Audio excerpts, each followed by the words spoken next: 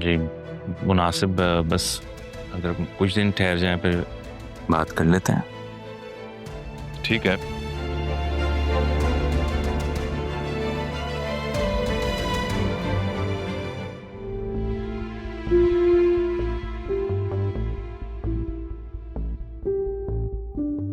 क्या बात है तारा, इतनी परेशान क्यों है? कब से देख रही हूँ, कुछ बताएं तो सही। ज़ैनब, मैंने कबीर को देखा है। क्या? ये कैसे हो सकता है? वो यहाँ कैसे आ सकता है? सिर्फ वो ही नहीं, अब तो वसीम भी आ गया यहाँ पर। और वो कबीर ही था। कबीर पापा के ऑफिस में काम कर रहा है। उसने आपको देखा? नहीं, लेकिन मुझे लगता है अब मुझे ना यहाँ से जाना चाहिए। नहीं तारा, आप क्यों यहाँ से जाएंगी? आपको घबराने की जरूरत नहीं है, ये घर आपका है और सब जानते हैं इस बारे में। मेरे बिगड़े नसीब, मेरी बेटी ना जानते हुए मेरे पास थी, लेकिन अब तो वो मुझसे सीधे मुंह बात भी नहीं कर रही। तारा वो बच्ची है, आप राह के बारे में तो सोचें। सारी जिंदगी उसके सर पे माँ बाप नहीं रहे, और अब जब माँ मिली है वो भी इन हालात में। माँ मिल गई है, लेकिन ये बाप उसकी जिंदगी में क्यों आ गया? जिस बाप ने उसकी शक्ल देखना गवारा नहीं किया, आज वो उसके सर पे हाथ रख रहा है। क्यों? तारा, ऐसा भी तो हो सकता है ये एक महज इत्तेफाक हो, वो जानता ही ना हो राह के बारे में। लेकिन मैं तो जान गई हूं ना, अगर ये बात कहीं खुल गई तो। आपके पास अपना निकाहनामा है?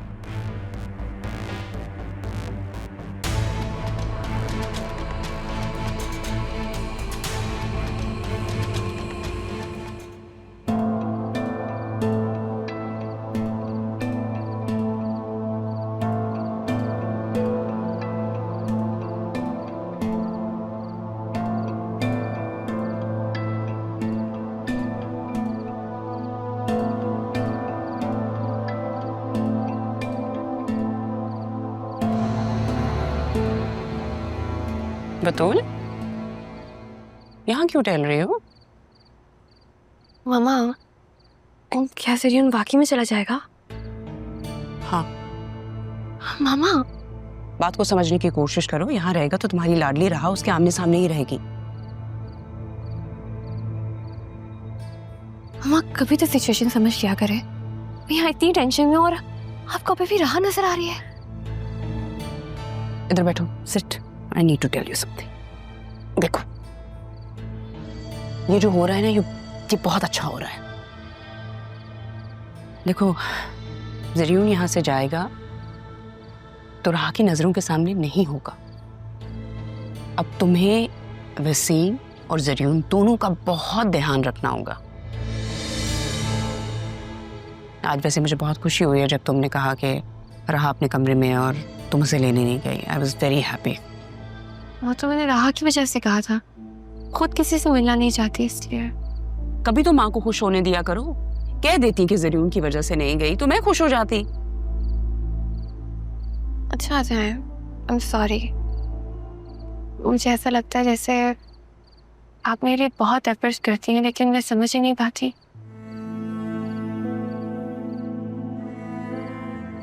शुक्र है तुम्हें एहसास तो हुआ कि मैं तुम्हारे लिए एफर्ट्स करती हूँ। अब जब ये एहसास हो ही गया ना, तो तुम्हें वो करे। ज़रियून से शादी करनी है कि नहीं? करनी है? Then you should listen to me. Thank you. क्या करूं? एक तरफ दोस्ती है और एक तरफ पहली मोहब्बत। रहा कहाँ फंसा दिया यार।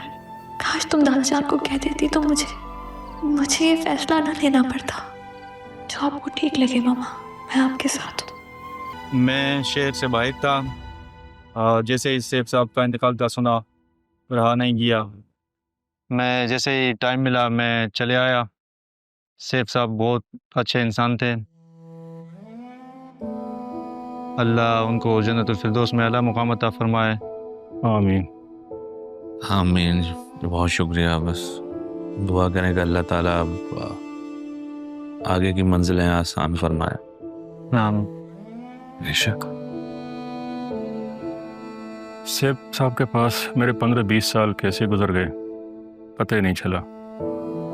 जब भी कोई प्रॉब्लम होती थी बस कहने की देर होती थी और वो हल कर देते थे। लेकिन अब तो ऐसे लग रहा है जैसे एक घना साया सर से उठ गया हो। बस पापा बहुत हम्बल थे और हमें भी यही सिखाया। एक बात हमेशा करते थे, वो कहते थे ज़मीन पे चलने वाले को अगर ज़मीन की हकीकत मालूम हो जाए ना तो तकब्बुर उस पर गालिब नहीं आता। इतनी उम्र गुजर जाने के बाद रब की हिकमत समझ में आई। मिट्टी से इंसान को बनाया है, फिर उसी मिट्टी को इंसान के पैरों तले बिछा देता है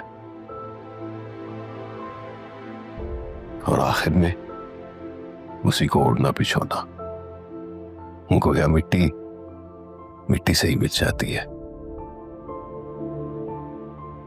और अच्छी बात की आपने। बस इंसान को ये बात समझ में नहीं आती। खुश नसीब हैं वो लोग जो मरने से पहले अपने लिए ज़्यादा सफ़र जमा कर लेते हैं। नेक औलाद भी उसी में आती हैं। आप उनके एक अच्छे बेटे हैं, आप उनके लिए सदका जारिया हैं। इंसान की नेकियां ही उसके काम आती हैं। अल्लाह ताला आपको और आपकी फैमिली को सब्र अता फरमाए। आमीन। अब हम चलते हैं, इजाज़त है। बहुत शुक्रिया आने का, दुआओं में याद रखिएगा। जज़ाकल्लाह। अस्सलाम कैसे? अल्लाह हाफ़िज़। अस्सलाम वालेकुम।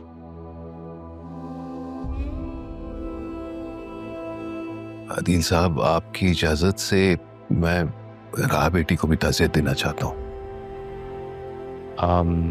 जी बिल्कुल। वो नवासी थी पापा की, नवासी हैं। और मेरी बहन की बेटी।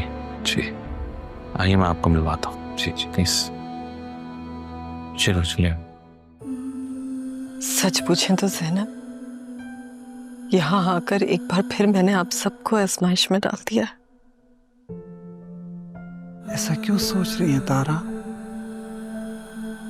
ऐसा भी तो सोच सकती है ना कि अगर यहां नहीं आती तो बड़े साहब के साथ वक्त गुजारने का मौका कैसे मिलता, और फिर उनसे माफी कैसे ले पाती। ठीक कह रही हैं।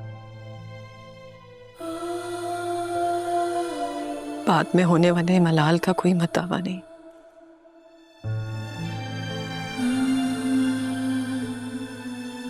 जैसे अम्मा भी की मौत मेरी रूह का जख्म बन गई।